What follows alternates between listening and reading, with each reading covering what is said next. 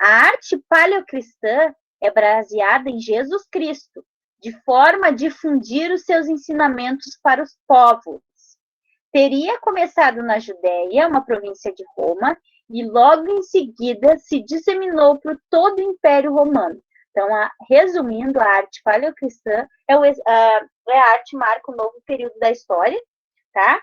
E aí é usado para falar sobre baseada em Jesus Cristo. Já a arte bizantina está baseada na reprodução das culturas greco-romana e oriental. Foi uma das mais expressivas no período governado pelo imperador Justiniano. Constantinopla foi fundada em 330 pelo imperador Constantino. Lá se localizava Visânico, uma antiga colônia grega que abrigava várias culturas, a grego-romana e oriental, dando origem ao termo bizantino para designá-las. Tá? O império foi dividido em 395 pelo imperador Teodósio. Então, aí ficou o Império Romano do Ocidente e Império Romano do Oriente. O do Ocidente é a capital Roma, que foi tomada pelos bárbaros completamente em 476, início da Idade Média. E o Romano do Oriente, Império Bizantino, se manteve até 1453, com a tomada dos turcos na capital Constantinopla, início da Idade Moderna. O Império Bizantino teve suas manifestações no ápice, no auge, no governo do imperador Justiniano, cujo reinado foi entre os anos de 527 e 565. Então, essa arte bizantina aí é a reprodução, basicamente é a reprodução das culturas grego, romana e oriental, dois povos que se uniram. Qual é as características, a caracterização da arte bizantina, né? É uma expressão de poder grandiosa, de riqueza, então as basílicas, né? Todas as questões ligadas aí com a religiosidade. O imperador era considerado sagrado e representado de Deus. Então, a caracterização da arte bizantina, que o imperador é a representatividade de Deus. Deus deu essa característica para ele. Então, o uso da frontalidade, né, dava ideia de autoridade e respeito ao personagem. Então, se tinha na arte. Toda a representação era rigorosa, recomendada pelos sacerdotes para os artistas. Então, era recomendado pelo sacerdote ali que o artista pensasse bem onde é que era o local da mão, dos pés, as dobras das roupas, etc. Assim como o local dos personagens. Então, a arte bizantina as personalidades oficiais, como o imperador, tá? Então, era representado como sagrado, como Jesus Cristo e seus apóstolos, e vice-versa. Então, Cristo aparecia como rei. As basílicas eram construídas em planos quadrados, sob uma grande cúpula, e havia equilíbrio entre as partes. Lá na Idade Média, né, ou Idade das Trevas, iniciou-se em 476 e terminou em 1453. Então, no contexto histórico, começou na Europa, né, o Império Romano do Ocidente sofreu uma invasão bárbara, tá? Então, várias coisas aconteceram aí na Idade Média.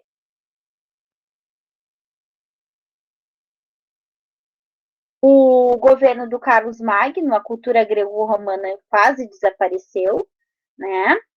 E eles eram criados para ensinar a população sobre a religião. A religião estava, então. Então, a gente traz aí o exemplo, né? Na Itália, a arquitetura e a pintura fizeram história com a influência grego-romana, tá? Os artistas a tornaram mais leve e delicada, diferente da imponência dos outros lugares. Um grande exemplo é o conjunto da Catedral de Pisa, onde se localiza a famosa Torre de Pisa, que é aí na imagem, né? O prédio iniciou em 1063 e sua planta tem forma de cruz. Na pintura era utilizada a técnica do afresco, que consiste na pintura sobre parede úmida.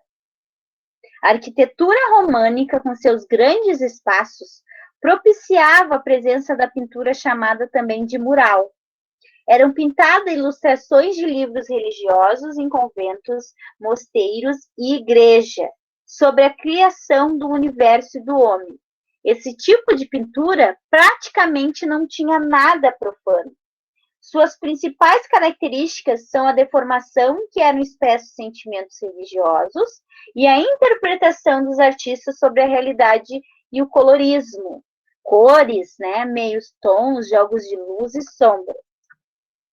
Então, a arte gótica aí, né, ó, a gente também tem a arte gótica, que essa arte, ela prevaleceu aí quando os bárbaros invadiram o Império Romano.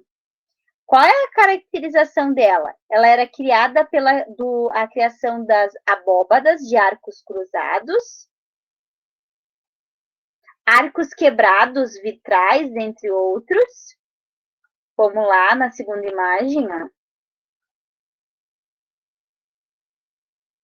Na pintura, o destaque maior era a reprodução da realidade. Então, o comércio começou a ser intenso no século VIII e as pessoas começaram a se deslocar do campo para a cidade.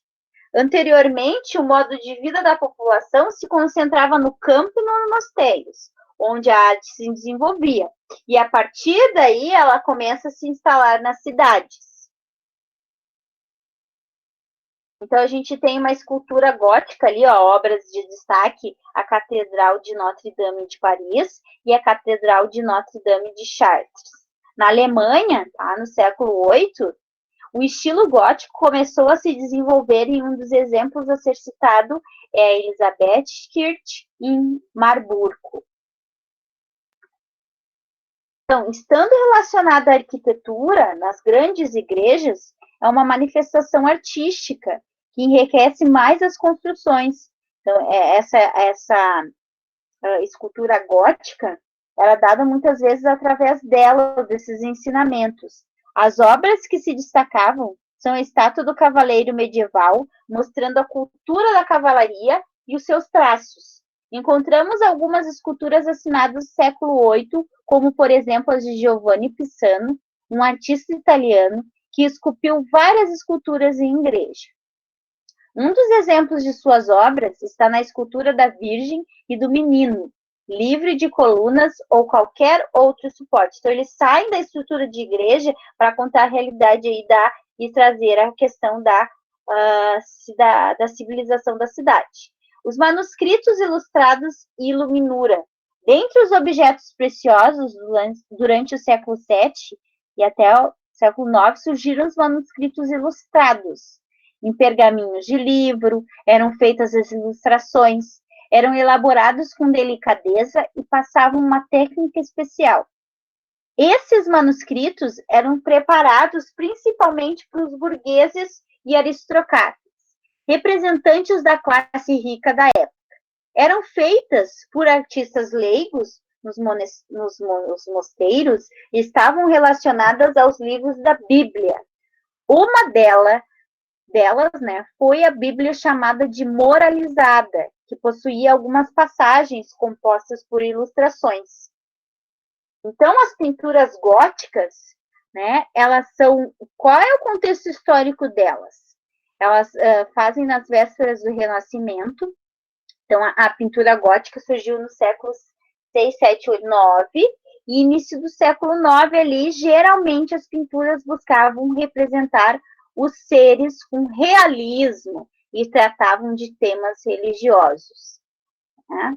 Os principais artistas do período foram os que deram início à pintura do Renascimento. Então, está ligado às pinturas góticas com o Renascimento, que foram o Giotto, né? Os santos eram reproduzidos como seres humanos, com simplicidade, como está na foto. A visão humanista, na qual o homem é o centro de todas as coisas, começavam a surgir nas pinturas dos artistas. As obras mais importantes foram os afrescos da Igreja de São Francisco de Assis, localizada na Itália, e o Retiro de São Joaquim entre os pastores. Então, a gente tem ali o Jan van Eyck. Também ele retratava a vida da sociedade da época, registrando as passagens urbanas e as suas características e detalhes. As obras mais importantes são o Casal Arnolfini e Nossa Senhora do Chandelier Road. A Idade Moderna é o período compreendido entre 1453 a 1789. Os principais acontecimentos que marcaram o período foram expansão marítima, reforma religiosa, renascimento, iluminismo, absolutismo e a Revolução Francesa.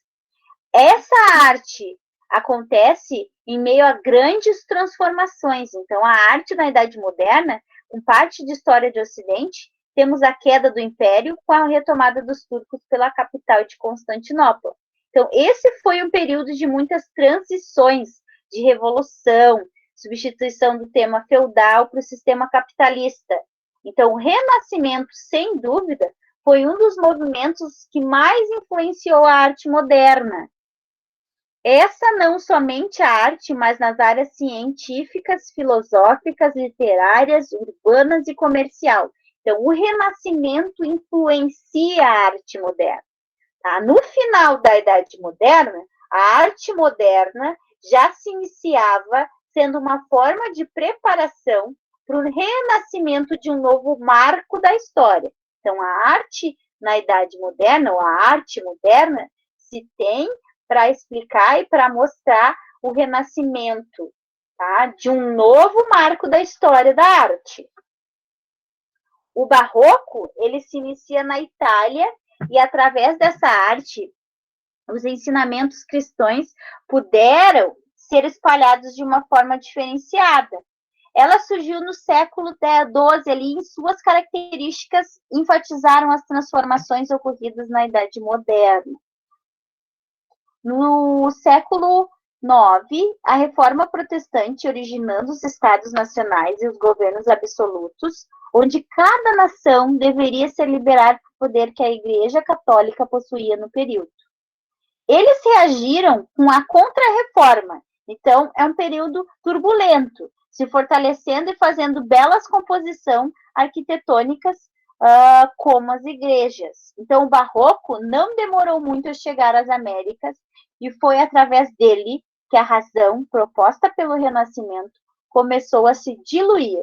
A grande característica da arte barroca é o uso das emoções.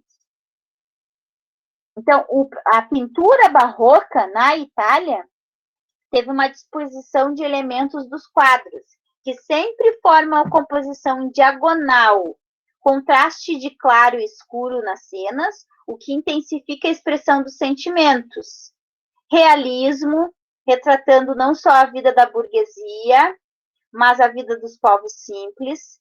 Quais os principais pintores do Barroco? Tintoretto pintou temas religiosos, mitológicos e retratos, sempre com duas características bem marcantes. Ele foca nos corpos, mais do que os seus rostos. A luz e a cor tem grande intensidade. O conjunto que formava os personagens e as cores deveriam ser vistos primeiro e depois os detalhes. Então, a emoção viria primeiro na pintura barroca na Itália. O Caravaggio também é um principal pintor do barroco. Tá? Ele procurava retratar vendedores, os músicos ambulantes, as pessoas comuns. Para ele, não havia diferença entre a beleza do povo e das classes ricas. Haviam pinturas em que ele utilizava a luz para chamar a atenção das pessoas. A gente pode ver detalhe ali, foca naquela cena ali, a que mais importa, que é o sofrimento ali de ser amarrado na cruz. Né? Então, por essa característica, foi considerado o criador do estilo iluminista. A Andrea Pozzo também pintou em tetos de igreja e de palácios, usava um efeito decorativo, detalhista, e suas obras davam a ideia de que o céu estava perto ou se abrindo. A escultura barroca já é a exaltação de sentimentos. A forma procuravam expressar os movimentos e recobrem-se de efeitos decorativos. Então, a escultura barroca predomina as linhas curvas das vestimentas, do dourado, os gestos e o rosto das pessoas, revelam as emoções violentas, né? Tem uma dramaticidade desconhecida no Renascimento. Quais os principais artistas no Barroco? Bernini, que foi um dos mais completos artistas do Barroco, pois ele era arquiteto, urbanista, pintor, escultor e decorador. E uma das principais obras dele foi o Baldaquino e a Cadeira de São Pedro. E a obra que desperta mais emoção religiosa, Êxtase de Santa Teresa, que é a escultura feita por uma capela da igreja de Santa Maria della Vittoria, em Roma. Então, a arquitetura barroca, ela teve início, então, principalmente nos palácios e igrejas. Quanto ao estilo da construção, os arquitetos deixam de lado os valores de simplicidade e racionalidade, típicos da Capela Pazzi, tá? Eles insistem nos efeitos decorativos, pois no barroco, todo muro se ondula e dobra para criar um novo espaço. Disso resultou a preocupação paisagística, os grandes jardins dos palácios e as praças das igrejas, por exemplo, a Praça de Saint-Peter, em Roma. O que é o rococó, né? Do francês rocaille, que significa concha. Era uma maneira utilizada para decorar jardins com conchas e rochas. É a fase do barroco compreendida entre 1710 e 1780, quando os valores decorativistas e ornamentais são exaltados tanto pelos artistas quanto pelos apreciadores da arte. Então, houve a expressão de sentimentos agradáveis e a procura do domínio da técnica de uma execução perfeita. Tá? Então, teve início na França e difundiu-se a seguir por toda a Europa.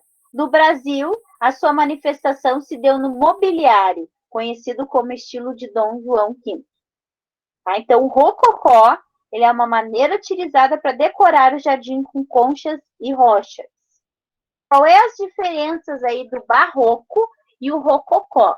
Entre estilo e o barroco, temos algumas diferenças, tá? As cores fortes no barroco são agora suaves e tons de pastel no rococó. As linhas retorcidas ficam de lado e há busca de formas mais leves e delicadas. A arte da classe alta da época. Então, todos os problemas do cotidiano, muitos artistas procuravam na arte amenizar as situações conflitantes do seu dia a dia. Eles faziam a sociedade rica da época, que se preocupavam muito com a ornamentação dos espaços, as obras foram se distorcendo, tá? Até chegar no momento que a aristocracia pagava e protegia os artistas para atender às suas necessidades. Então, lá na alta da época, a arte chegou, os artistas foram comprados para que se desse a ideia, né, de defender aquele momento aristocrático. A arquitetura rococó, então, ela se manifesta principalmente na decoração dos espaços interiores. Essa decoração era detalhada, né? São as salas, os salões são os exemplos disso. Os artistas procuravam fazer uma arquitetura diferenciada nessas áreas, nesses momentos aí, com formato oval, paredes com pinturas luminosas e suaves, espelhos florais. Já por fora dos edifícios, eles amenizavam na decoração. Então, exemplo aí, a gente tem o Hotel de Soubise, construído no Germain Wolfhand e decorado por Nicolas Pineau à Petit-Trianon. Esses lugares da Europa que não sofreram a diferenciação entre o barroco e o rococó, pois o barroco veio aos poucos, e os outros países e conseguindo se consolidar apenas lá no século final lá, o século XII. Nesse período, os artistas já estavam influenciados com o rococó. Como um exemplo de obras arquitetônicas, nós temos o Palácio Episcopal e a Igreja de Wirtschling, projetado pelo arquiteto Balthasar Neumann e pintura no teto por Giambattista Tiepolo, o mais importante dos decoradores do rococó. Quando a gente fala em rococó, o Giambattista Tiepolo é uma das características. Então, os principais aí, a pintura rococó, ao invés de criaturas mitológicas, tá? Os temas religiosos que se abordou até aqui, eles retratavam cenas mundanas, compondo o plano de fundo. os parques, os jardins, assim como os espaços internos de luxo. Eles procuravam dar um ar mais luminoso à obra nesse período. Surgiu a técnica do pastel. Com essa técnica, é possível fazer efeitos delicados nas roupas femininas, na pele e nos cabelos e em outros pontos. Os principais, então, pintores do Rococó foi o Anthony Watteau e o Jean-Baptiste Simon Chard, que por causa seus quadros amorosos, então o Antony ali, ele se tornou um dos pintores que mais retratou o estilo. Essas cenas que ele reproduzia não se limitava a temas religiosos e históricos. E já o Jean-Baptiste, em melhor situação econômica, seus quadros saíam do mundo da fantasia e procuravam retratar a vida da burguesia da época. Em seus quadros era utilizada uma composição nítida e uma única de todos os elementos. Então, essa escultura do Rococó, esse estilo, veio substituir a energia da arte barroca por linhas suaves. Por meio do Rococó, da escultura do Rococó, são retratadas as pessoas mais influentes da época. Houve também a criação de estatuetas decorativas, quando cientistas, inventaram a porcelana. Os escultores decorativos que se destacavam naquela época criaram modelos de pequenas estatuetas reproduzindo temas mitológicos. Certo? Agora eu vou passar um vídeo para vocês aí. Então, expliquei fase por fase da arte, né? E agora a gente finaliza aí um pouquinho com a ideia de tudo, de contextualizando aí tudo que nós vimos.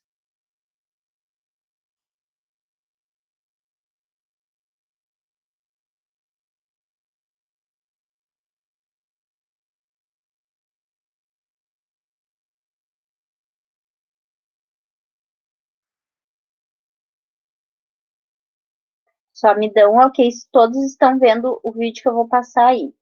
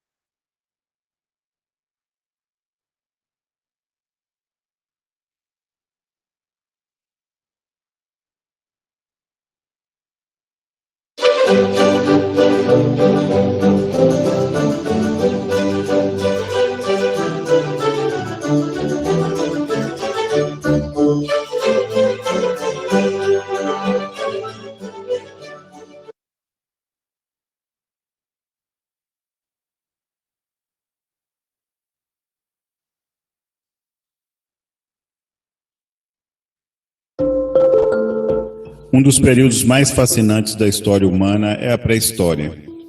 Esse período não foi registrado por nenhum documento escrito, pois é exatamente a época anterior à escrita. Tudo que sabemos dos homens que viveram nesse tempo é resultado da pesquisa de antropólogos e historiadores que reconstituíram a cultura do homem da Idade da Pedra a partir de objetos encontrados em várias partes do mundo e de pinturas achadas no interior de muitas cavernas na Europa, norte da África e Ásia.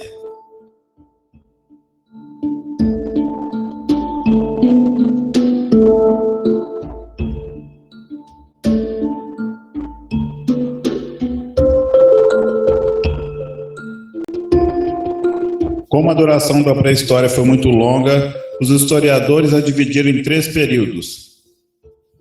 Paleolítico Inferior, cerca de 500.000 a.C., Paleolítico Superior, aproximadamente 30.000 a.C., e Neolítico, por volta do ano 10.000 a.C.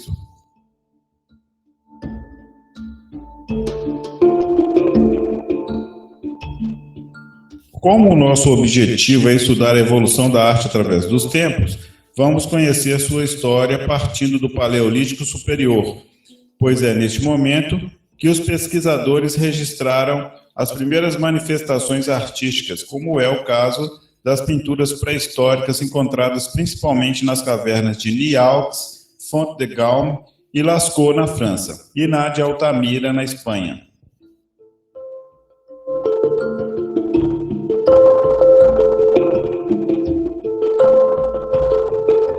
O naturalismo da arte paleolítica. As primeiras expressões da arte eram muito simples. Consistiam em traços feitos nas paredes de argila das cavernas ou das mãos em negativo. Somente muito tempo depois de dominarem a técnica das mãos em negativo, é que os artistas pré-históricos começaram a desenhar e pintar animais.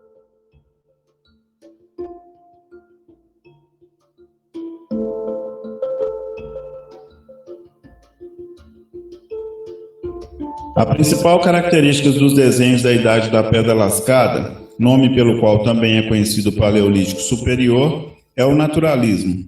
O artista pintava os seres, um animal, por exemplo, do modo como o via, de uma determinada perspectiva, reproduzindo a natureza tal qual sua vista a captava.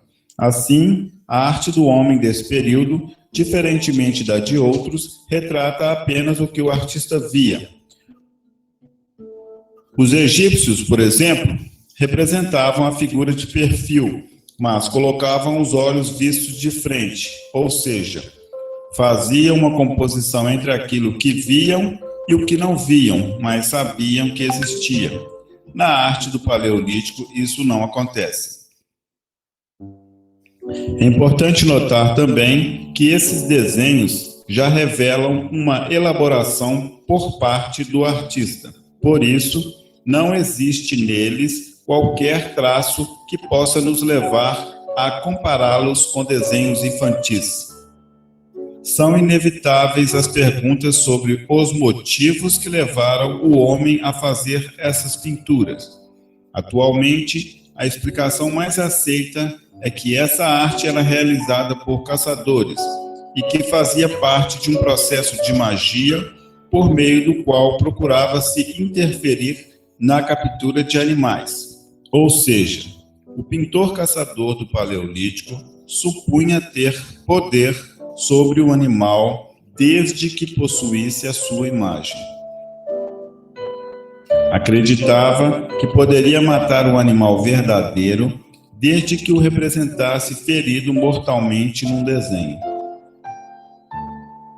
Assim, para ele, os desenhos não eram representações de seres, mas os próprios seres. Essa é a explicação mais aceita para as pinturas do Paleolítico Superior.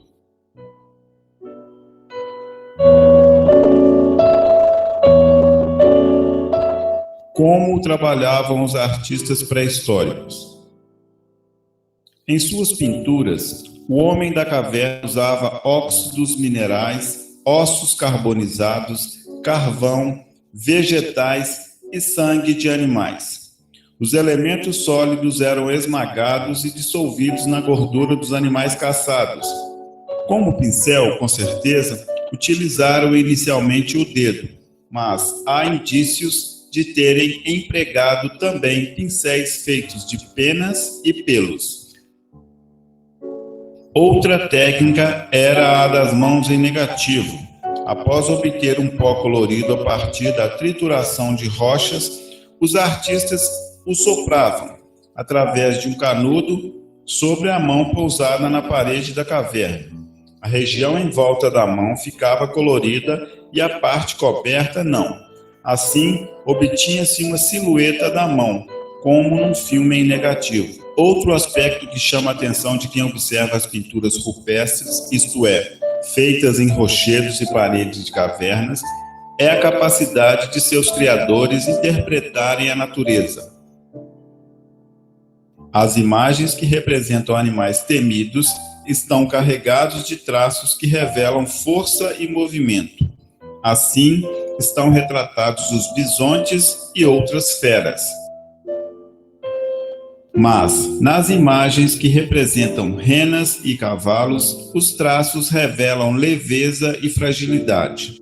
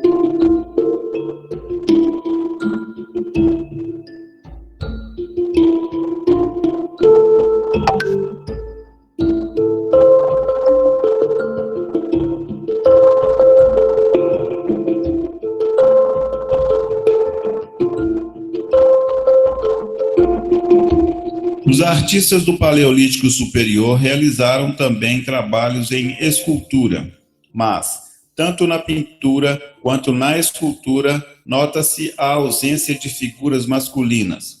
Predominam as figuras femininas, com a cabeça surgindo como prolongamento do pescoço, seios volumosos, ventre saltado e grandes nádegas.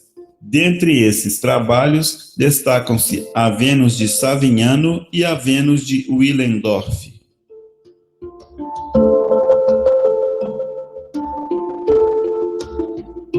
A arte do Neolítico. O último período da pré-história é chamado de Neolítico ou Idade da Pedra Polida. Esse nome foi adotado por causa da técnica de construir armas e instrumentos com pedras polidas mediante atrito. Mas, além desse aprimoramento técnico, o acontecimento mais significativo desse período foi o início da agricultura e da domesticação de animais. Isso deu início à substituição da vida nômade por uma vida mais estabilizada. Esse fato é tão importante que ficou conhecido como Revolução Neolítica, pois transformou profundamente a história humana. A fixação do homem, garantida pelo cultivo da terra e pela manutenção de manadas, ocasionou um aumento rápido da população e o desenvolvimento das primeiras instituições, como a família e a divisão do trabalho. Assim, o homem do Neolítico desenvolveu a técnica de tecer panos, de fabricar cerâmica e construiu as primeiras moradias. Conseguiu ainda produzir o fogo através do atrito e deu início ao trabalho com metais. A arte do Neolítico leva à escrita.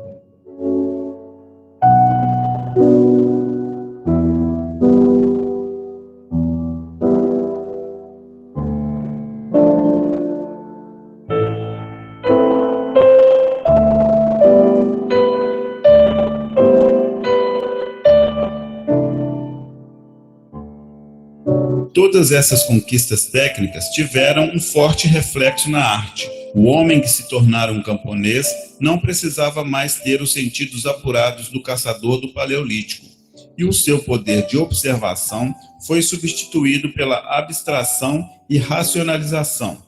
A consequência imediata foi o abandono do estilo naturalista que predominava na arte do Paleolítico e o surgimento de um estilo simplificador e geometrizante.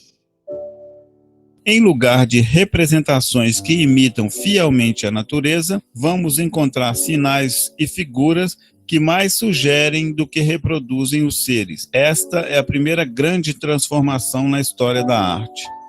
Mas não foi apenas a maneira de desenhar e pintar que sofreu modificações. Os próprios temas da arte mudaram. Começaram as representações da vida coletiva.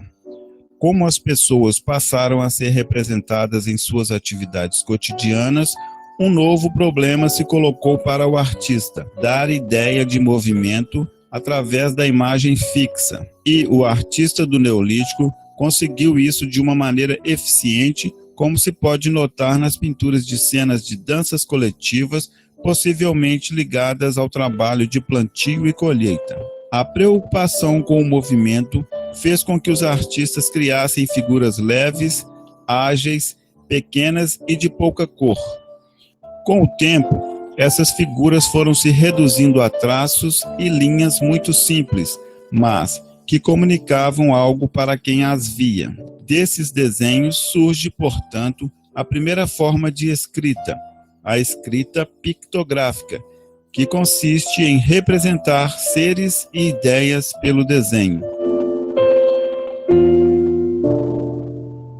Na cerâmica, a preocupação com a beleza.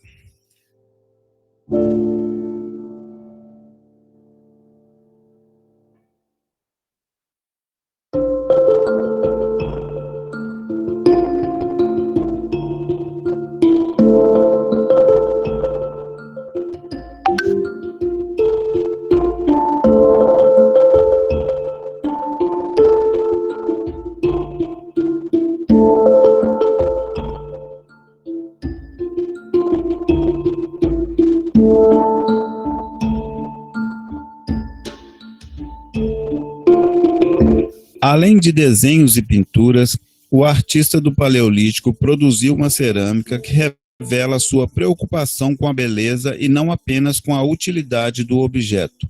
2 belos exemplos dessa cerâmica são a ânfora em terracota da Dinamarca e o vaso escandinavo em terracota. Nesse período, registrou-se outro progresso. Os artistas começaram a usar o metal em seus trabalhos, servindo-se possivelmente do método com forma de barro ou da técnica de cera perdida.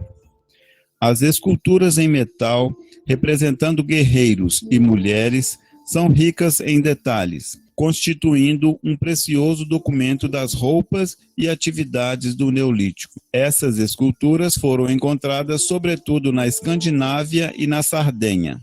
O homem do Neolítico começou também a abandonar as cavernas e a construir suas próprias moradias.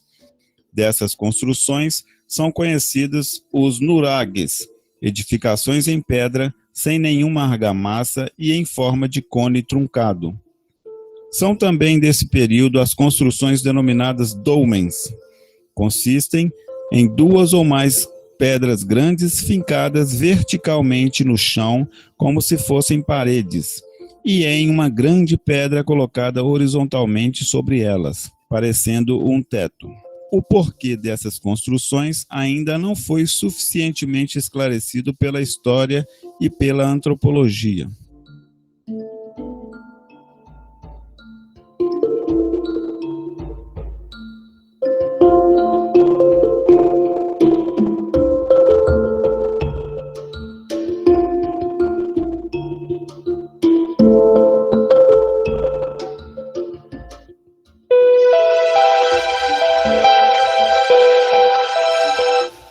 Quando olhamos para trás e procuramos identificar na história os acontecimentos de uma época em que ainda não dominávamos a escrita, nos sentimos um tanto quanto perdidos ou confusos. A pré-história, apesar de esquadrinhada por cientistas especializados como os paleontólogos, ainda constitui um grande mistério para a humanidade. E quanto mais pesquisamos e descobrimos, mais curiosos ficamos. O cinema é uma das melhores formas de percebermos essa enorme sede de conhecimentos que possuímos a respeito da pré-história. Tivemos várias produções de destaque nos anos anteriores revelando essa fixação, essa verdadeira obsessão por dados e informações relevantes acerca desse período. Filmes como Jurassic Park, de Steven Spielberg, ou Dinossauros, produção da Disney, popularizaram os dinos entre a criançada.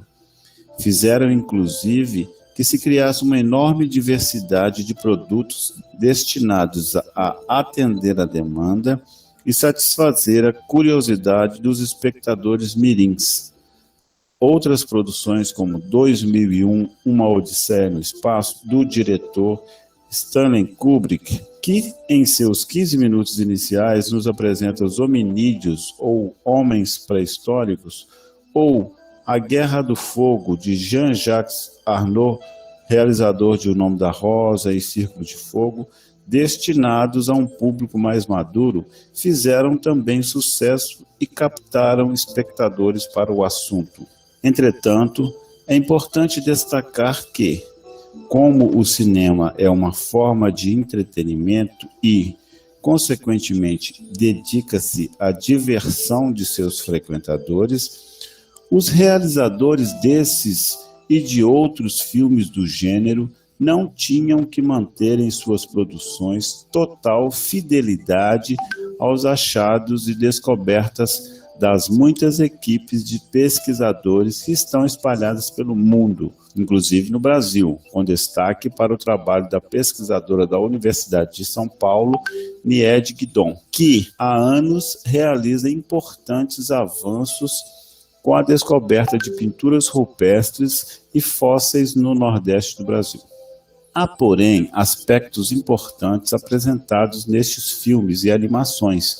Inclusive, todas elas primam por tentar apresentar a reprodução mais fidedigna daquilo que acreditamos ter acontecido quando, nesse mundo, ainda reinavam os enormes dinossauros. É necessário salientar que os diretores e produtores desses filmes normalmente contam com o apoio de equipes de estudiosos e pesquisadores para conseguir dar ao filme o máximo de realismo possível. Temos que nos lembrar que, apesar de todos esses esforços, ao recriarmos uma determinada era ou época histórica, mesmo que a distância de tempo que nos separa não seja das maiores, sofremos a influência do tempo em que vivemos. Por isso, as rainhas e reis de nossos filmes são belos e apresentam uma saúde de ferro. Também por isso, percebemos elementos materiais inseridos em cenas históricas em épocas em que nem haviam sido inventados.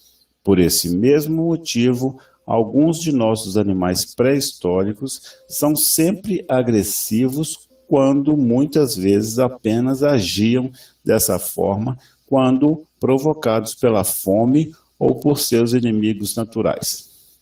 A Era do Gelo apresenta algumas falhas, como todo e qualquer filme que se refere a períodos históricos ou pré-históricos. Apesar disso, diverte as crianças e as instiga a querer saber mais sobre a época em que os dinossauros reinavam em nosso planeta.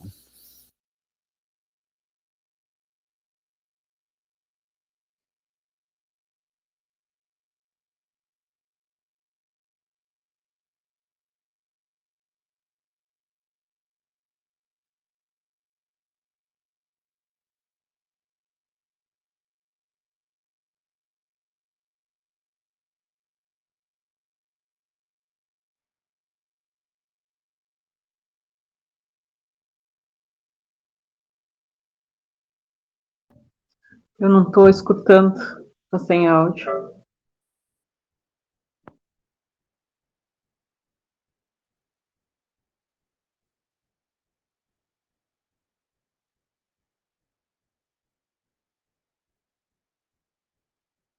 Me escutando agora? É que quando eu passo o vídeo eu tenho que me mutar, daí para vocês poderem ouvir bem o áudio ali. Não, eu estava falando que então a gente viu esse vídeo para contextualizar ali, falar para vocês, né? Mostrar a realidade do que a gente viu aí na teoria. Então a gente viu um pouquinho aí, de forma que fique mais claro esses momentos, né? Essa evolução aí da arte, né? Esse período pré-histórico, onde até hoje não se tem, algumas informações ainda não foram obtidas pelo pessoal que estuda, né? Então, a gente tem ainda dúvidas, ainda questionamentos para se fazer, mas a gente pode aí ver um pouquinho dessa divisória, desses momentos, a evolução da arte, né?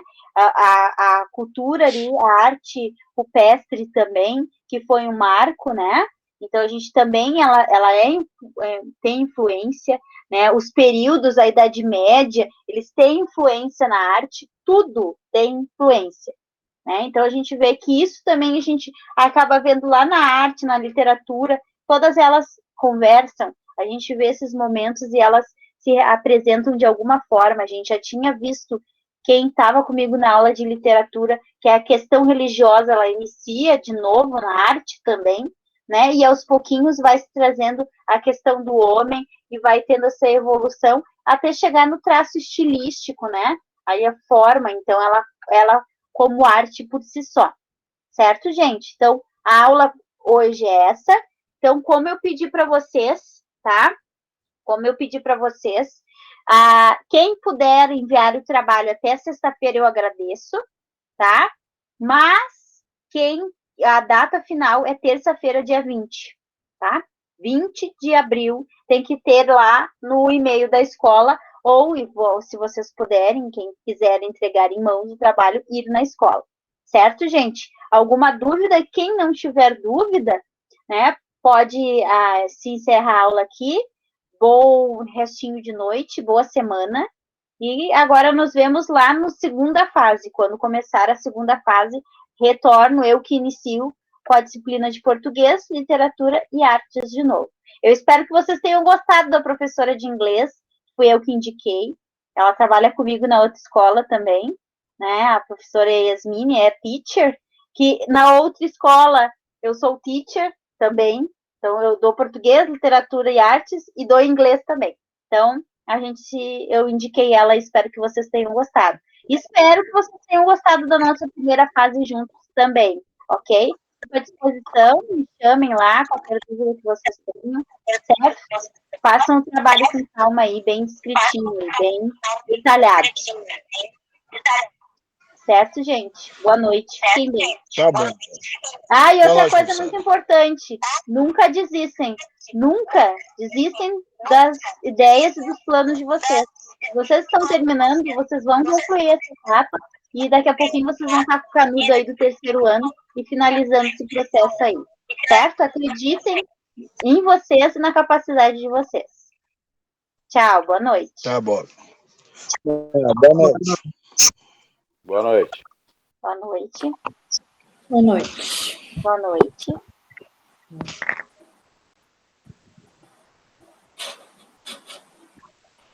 Boa noite.